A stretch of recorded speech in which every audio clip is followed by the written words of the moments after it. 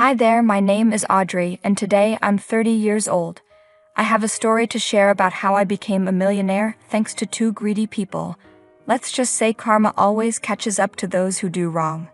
I first met my husband Gavin during a work trip organized by our office. We were both heads of different departments in the company, but had never met before. On the trip, there were various activities including games and sports. I got hurt during a volleyball game and sprained my ankle. Gavin quickly helped me and carried me to the infirmary to get first aid. I thought he was very kind and wanted to get to know him better. When we got back from the trip, I reached out to him and asked if he'd like to go out for coffee. He agreed right away, and we set a date to meet at a local cafe. During the date, we talked about the trip, our interests, and our families. I realized that Gavin and I had similar tastes in sports, TV shows, and hobbies. Gavin told me he was very close to his mother, Meg, and visited her at least twice a week. He said, I've always been really close to my mother. We make it a point to see each other at least twice a week. I replied, that's sweet. I'm glad you have a good relationship with her. What about your father? Gavin's face changed and he said, well, he left us a few years ago, and we don't have much contact. I asked, is everything okay between you two? It's complicated, Audrey. Let's just say it didn't work out. What do you mean? He's your father, not your boyfriend. Yeah, but he wasn't very helpful, so my mom and I left. Not helpful how? Financially or emotionally? You know what, we have a lot of other things to talk about. Can we please move on? Oh, of course. I'm sorry. I didn't mean to pry. I just wanted to get to know you better. We can talk about something else. I didn't think much about it and figured it was just a sensitive topic for Gavin. I was sure he'd open up more as we got closer. After that day, we met up a few more times over the next few weeks, and even at work, I started having lunch with him daily. In a few months, we became very close and things got serious. I knew his birthday was coming up, so I decided to plan a surprise party for him. I got our friends to help with the planning and guest list. Since I knew how close Gavin was to Meg, I thought it made sense to invite her to the party too. I wasn't sure about inviting his father, so I decided not to, as I didn't want anything to ruin Gavin's birthday. The day of the party arrived, and I finished decorating and setting up Gavin's apartment, then got the cake and food ready. Guests started arriving, and everyone was excited for Gavin to come.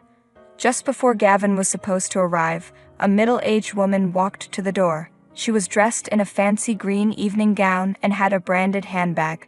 I walked over to her and introduced myself. Hello, I'm Audrey. You must be one of Gavin's close relatives. It's nice to meet you. How do you know Gavin? Oh, finally someone with some manners. I'm Meg, Gavin's mother, and yes, I'm the most important guest here. He's my son, Of course, Meg. I didn't mean to offend you. Gavin talks so fondly about you. Please come in and make yourself comfortable.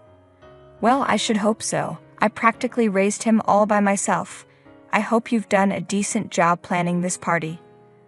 I've put in a lot of effort, and our friends have been a great help too. I hope you enjoy it. We'll see about that. Just make sure you don't get in the way of my time with Gavin. He's my boy after all.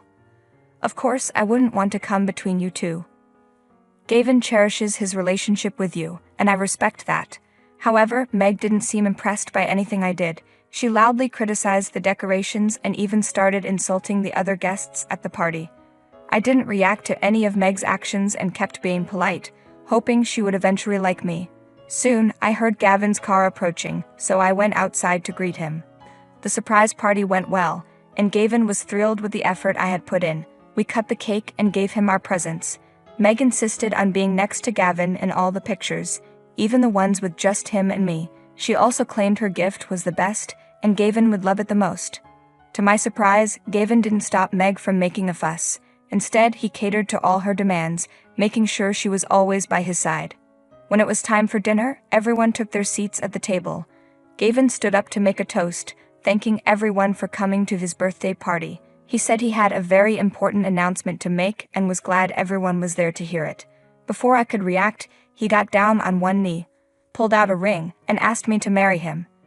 I was overjoyed and cried happy tears before excitedly saying yes. Everyone cheered and congratulated us, but I noticed Meg got up and left the table. Confused, I pointed it out to Gavin. Babe, Your mom left the table. Is everything okay?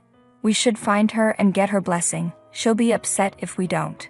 Gavin replied, But why do we need her blessing? This is our decision, isn't it? Babe, you know I always talk to my mom about important decisions. We're really close and I value her opinion. I get that she's important to you, but isn't this about us? Shouldn't we make decisions together? Of course we do, but I can't ignore her. She means a lot to me. Can we just find her and talk to her about giving us her blessing? I started to feel concerned.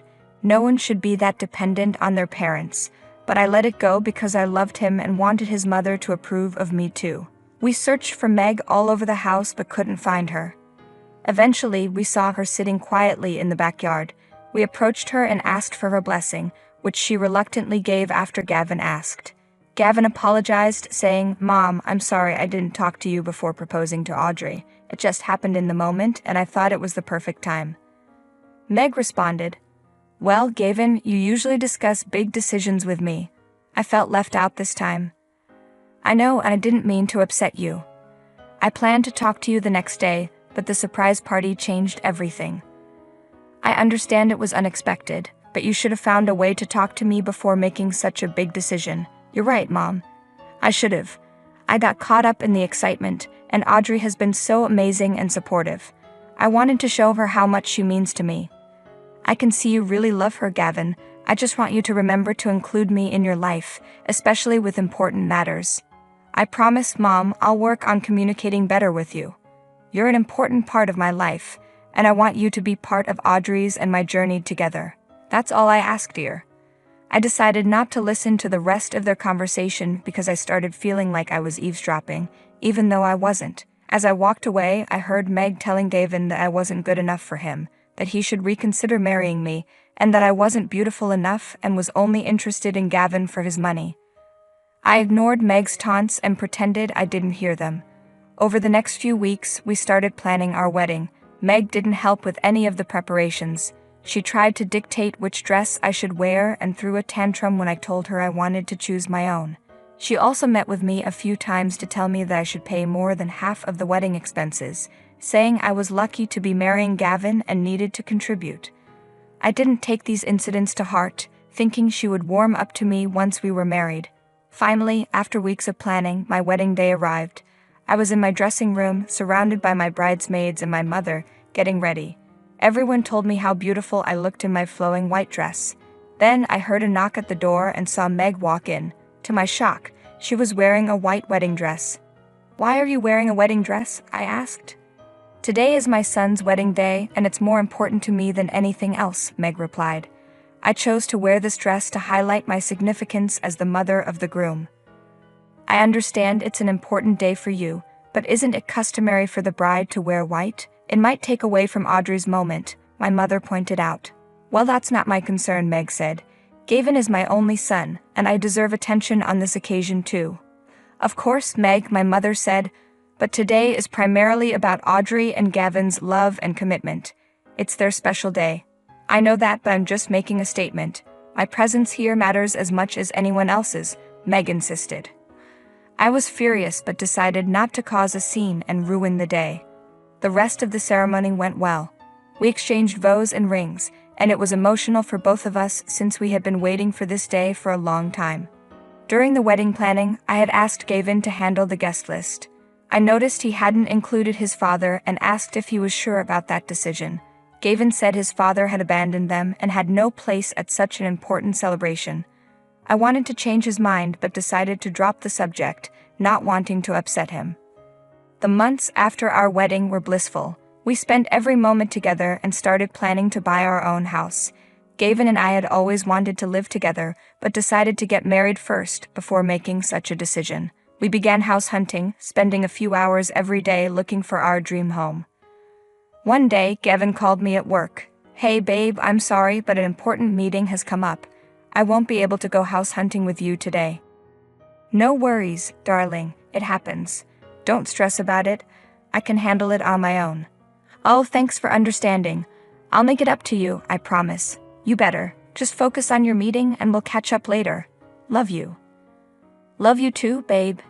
After work, I got into my car and drove to the location of the property. I saw that the house was on the 10th floor of a building still under construction. When I arrived, I met with the realtor, who informed me that another guest had arrived under our name to look at the property. Knowing Gavin was busy, I was confused about who this person could be. To my shock, I saw my mother-in-law, Meg, waiting impatiently at the door. I asked her why she had come to see the property. She said she wanted to make sure the house was good enough for her son and that it had a place for her to stay when she visits. I didn't want Meg involved, but I let her join me to avoid making Gavin angry. We began the tour, and Meg didn't stop criticizing the building and saying the house wasn't up to her standards. By the end of the tour, I was very frustrated and wanted to leave as quickly as possible. The realtor stepped away to take a call and told us he'd show us the rest of the property when he returned. He also warned us to be careful, as the house was still under construction and could be dangerous. I started walking around and noticed an unfinished staircase outside the house. Suddenly, I felt someone kick my right leg. I lost my balance and fell down the stairs. I couldn't move and felt bruises on my arms and head. I looked up to see Meg smiling in victory before she quickly turned and left. I was in shock, unable to understand what had just happened, and I couldn't move for a few minutes. Eventually, I found my phone in my pocket and called an ambulance. As I was taken to the hospital, I couldn't stop thinking about how Meg had tried to push me down the stairs to injure me. I had been nothing but kind to her, and her behavior left me both sad and angry. At the hospital, I underwent first aid and several scans. I tried calling Gavin multiple times, but he didn't pick up. The medication made me drowsy, and I eventually fell asleep. The next morning, I tried calling him again. This time he answered, but his reaction was far from what I expected. Instead of concern, he sounded angry and accused me of lying. "I can't believe you're lying about this, Audrey," Gavin snapped. "You expect me to believe my own mother pushed you down the stairs?" "Gavin, I'm not lying. Meg kicked me and I fell. She deliberately hurt me," I pleaded. "You're just trying to cover up your actions.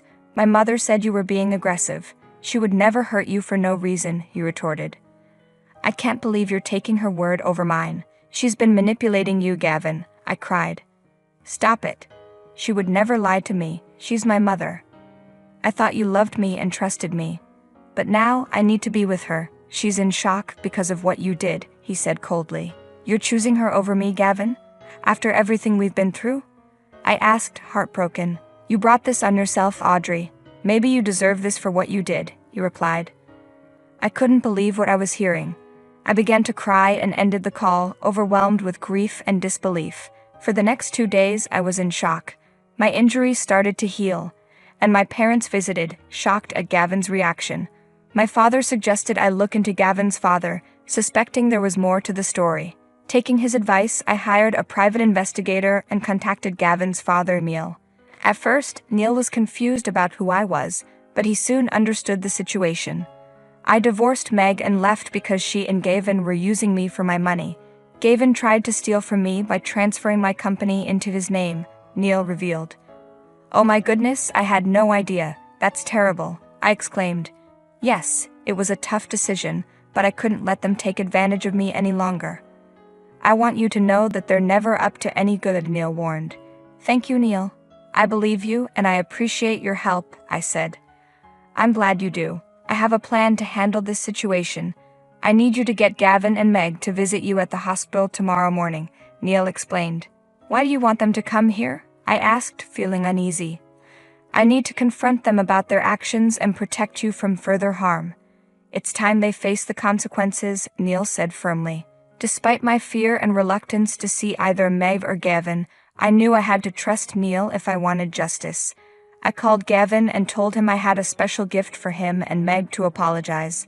I mentioned it was expensive and that I wanted to make sure they received it. Hearing the word expensive, Gavin and Meg readily agreed to visit the hospital. The next morning, Neil arrived at the hospital with flowers. I thanked him for his help. Just as we finished our conversation, Gavin and Meg walked in. They froze in shock, staring at Neil. "Neil, what's this about? Why are you here?" Gavin demanded. "I couldn't stand by and watch you and Meg manipulate Audrey any longer," Neil replied. "Manipulate? We didn't do anything wrong. She's the one causing trouble. Meg protested. That's not true. Audrey has been through a lot because of both of you. It's time to end this charade, Neil said. Dad, you're ruining everything. Audrey and I love each other, Gavin argued. I divorced your mother because of your actions, Gavin. You tried to take advantage of me and my company. I won't let Audrey face the same thing. These are divorce papers, Gavin, so Audrey can finally be free from your toxic influence, Neil announced. Meg snatched the papers from Gavin and screamed when she saw the $40 million inheritance that was supposed to go to Gavin would now go to me. Both Meg and Gavin's jaws dropped, and they began arguing with Neil before resorting to begging him to change his mind. Neil stood firm, telling them they deserved this for trying to hurt someone innocent like me. He then called hospital security to remove them from the room, and they were dragged out. I had gone through hell, but finally I got my revenge. Afterward, I maintained a good friendship with Neil, grateful for his help in ending the nightmare.